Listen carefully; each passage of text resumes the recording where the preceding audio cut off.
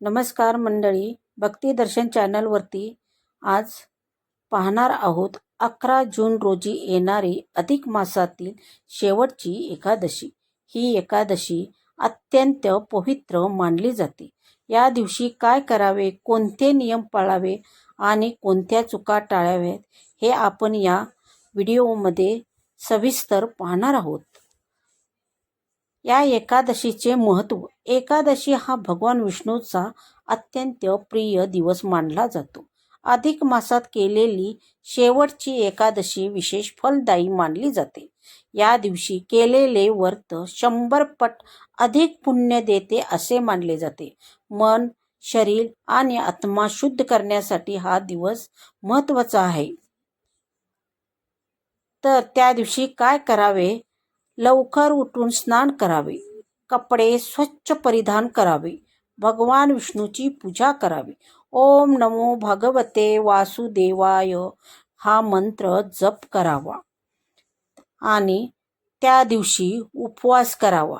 संपूर्ण दिवस किंवा फलहार करावा। पाणी, दूध, फळे, साबुदाणा, शेंगदाणे याचा वापर शक्यता परंपरेनुसार करावा।